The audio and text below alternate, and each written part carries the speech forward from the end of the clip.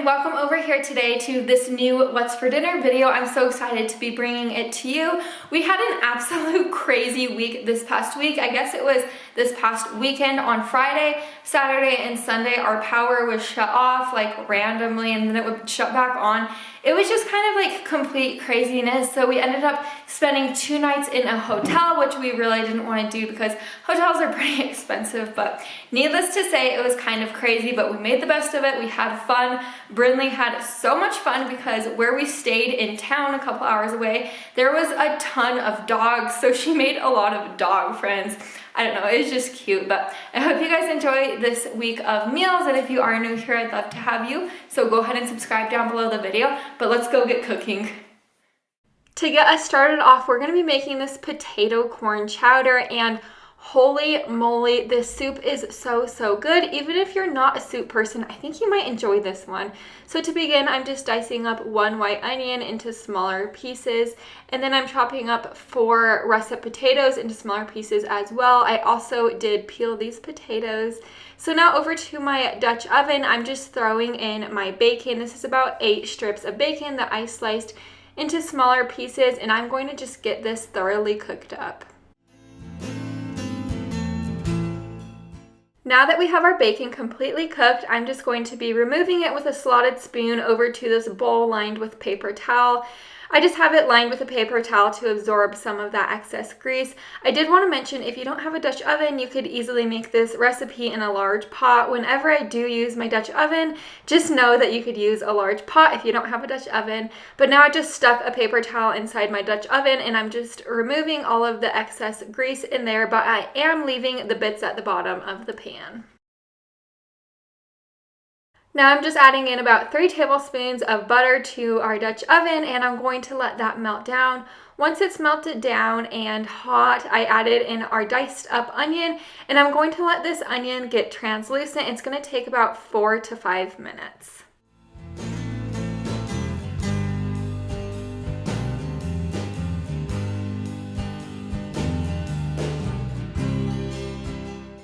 Now that that onion is pretty much translucent, I'm adding our 3 cloves of garlic in there, and I'm just going to stir this around for about 20 seconds just to let that garlic cook.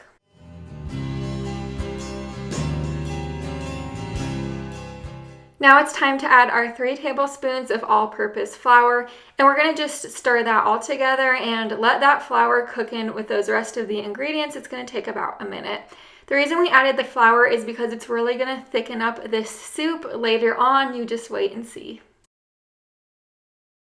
At this point, our 4 cups of chicken broth is going in the Dutch oven, and then I'm going to be scraping the bits off of the bottom of the Dutch oven with my whisk. I like to use a wooden spoon, but my wooden spoon was dirty for some reason. I think Brindley, my daughter, took it out of the cabinet. I don't even know. But anyways, after I scraped all the bits at the bottom of my Dutch oven, I just added our potatoes in, and I let this simmer for about 10 minutes or until those potatoes were fork tender.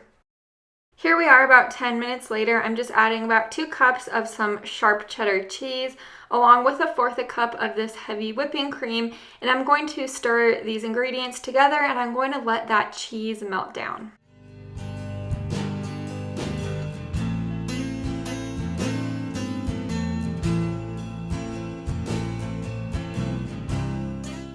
Now I'm just going to be adding my frozen corn. This is just 4 cups of frozen corn. Then I'm going to stir the corn in with the rest of the ingredients to let it get incorporated. And then after that, you're just going to be adding your bacon back in. I only added half of the bacon that we cooked up. I saved the other half to top our soups with at the end just to make it look nice, and who doesn't love some crispy bacon at the top of your soup? But anyways, I just stirred that all together and now it's ready to serve.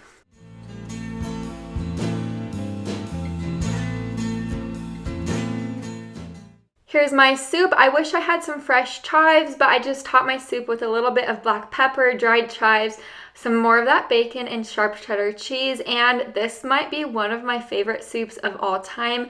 I think you will love this one. It is definitely pizza time, so I'm going to be showing you my favorite way to make simple homemade pizza. So to this bowl, you're going to be wanting to add in 1 cup of self-rising flour. I didn't have self-rising flour, so I'm going to be making my own homemade self-rising flour right now.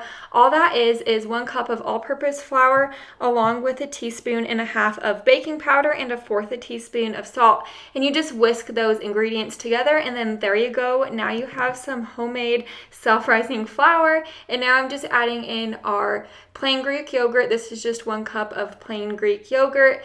And then for some seasoning in this pizza crust, this is optional. I'm just adding a small amount of garlic powder and pizza seasoning. And then you're just going to mix this together until it forms into a ball. I ended up mixing it with my hands because your hands are the best tool in the kitchen. But anyways, you might see that this might need more flour. It might be too sticky, so go ahead and add some more flour. Then again, it might need some more yogurt. It might be too dry, so add some more yogurt. You know, kind of mess with this dough until it turns into a ball. So now I brought it over to my wooden cutting board, and I'm going to kind of knead this for a couple of minutes in some flour. I really just needed it for about 1 to 2 minutes, to be honest with you. This recipe can't get more simpler. And once it turned into a ball, you are ready to roll it out into a pizza shape.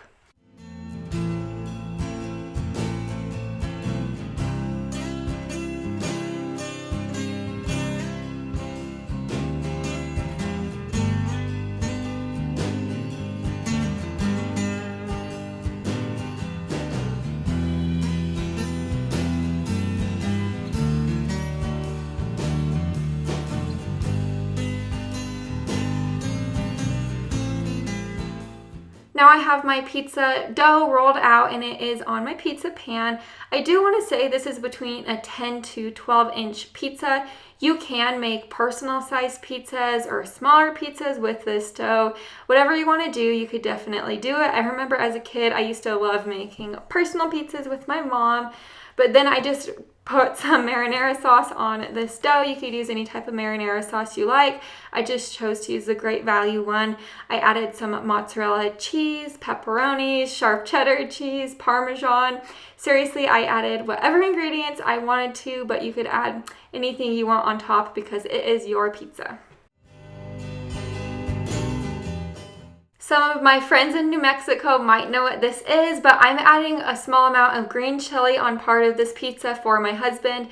This was extremely hot green chili, so I didn't want any, but anyways, my husband loves green chili on pizza, so that's why I added it. We have a green chili roast here in Utah once a year, so we get fresh green chilies and then stick them in the freezer for throughout the year, and my husband loves it. Anyways, I also added some fresh basil, Parmesan cheese, more pizza seasoning, and then I stuck this into the oven to bake. And here's my pizza out of the oven. This recipe is EASY. It is easy. I love this pizza dough recipe. It only has a few steps and it turns out delicious every time. I just served it with a huge side salad to kind of balance it out. Now I'm showing you this honey garlic chicken breast recipe, and this one's another really good recipe. I know I'm saying that a lot in this video, but these recipes were all a really big hit this past week. So I have 3 smaller sized chicken breasts right here that I cut in half horizontally. So that made about 6 pieces of chicken that you see. I love cutting my chicken horizontally. I just think it makes the chicken taste better in the end. I just seasoned it with salt and pepper on each side, and now I'm just dipping each of these pieces of chicken in some of this all-purpose flour and then putting it on a separate plate.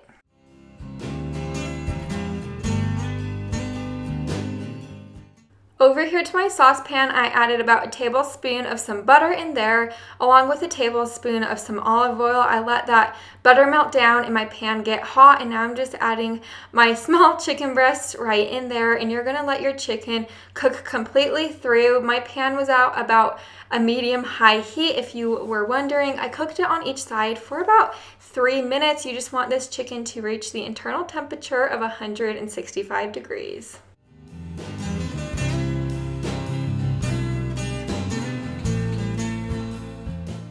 Now that our chicken is all cooked up, I just pulled out one of the chicken breasts and set it aside because that was what Brinley was gonna have for dinner on that night. I knew she wouldn't like the sauce that I was about to make, so I just pulled her chicken breast out and saved it. But now I just added in 1/2 tablespoon of butter along with about 4 to 5 cloves of garlic. You definitely don't have to add that much garlic, but we really do love garlic in this home, and garlic's pretty healthy for you. So now I just added in 1.5 tablespoons of some white vinegar. If you prefer apple cider vinegar, you could just add apple cider vinegar in, and then 1 tablespoon of soy sauce and 1/3 cup of honey.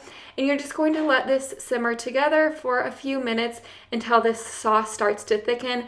I did whisk it pretty consistently to try to get that sauce thick.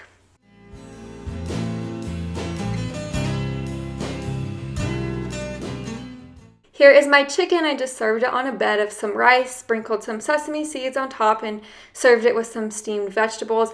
I love this meal because it tastes like I was slaving away in the kitchen for hours, but I really wasn't. This was a pretty simple meal, so this meal's great.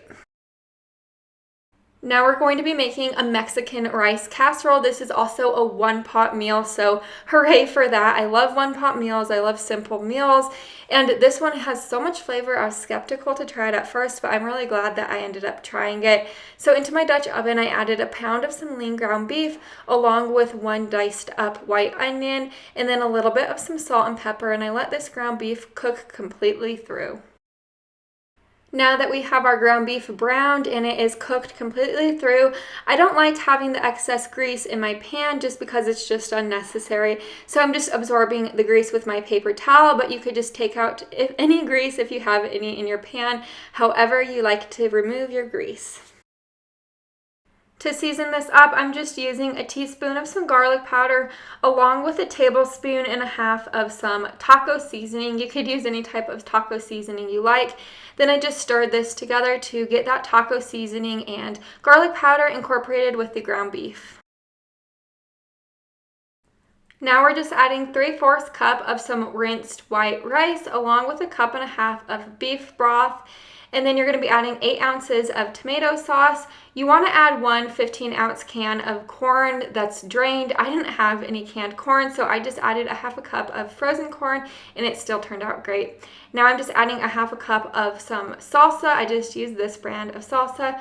I stirred this all together, brought it up to a boil, then dropped it down to a simmer for about 25 minutes with the lid on. I did stir this every 2 to 3 minutes just because I wanted that rice to cook evenly. Now, I thought a few of you might be interested in seeing what Brinley does while I cook dinner. This is what she was choosing to do on that night. She got into my pantry cabinet, she opened my container of old-fashioned oats, and she spilled a lot of them on the floor, but she's sweet, so I didn't really mind. Now my casserole is completely cooked. I'm just going to be adding 1 cup of some sharp cheddar cheese. If you're a pepper jack cheese fan, you could add pepper jack or Mexican style cheese. That would all be delicious. I just stirred this all together, and once that cheese melts down, your dinner is ready. Here is my bowl of food. I just topped it with some avocado, iceberg lettuce, guacamole, and then I have some tri-colored cherry tomatoes. That's why my tomatoes look funny, is just because they're tri-colored. But like I said before, this dinner is amazing. And that is a wrap of this What's for Dinner. I hope you guys enjoyed it and got plenty of meal inspiration, of course. But I hope you guys are all doing well, and I hope you're enjoying fall this year. The leaves are so gorgeous where we live. But if you are new here, I'd love to have you. So go ahead and subscribe down below the video. But I will see you guys in Wednesday's video. Bye for now.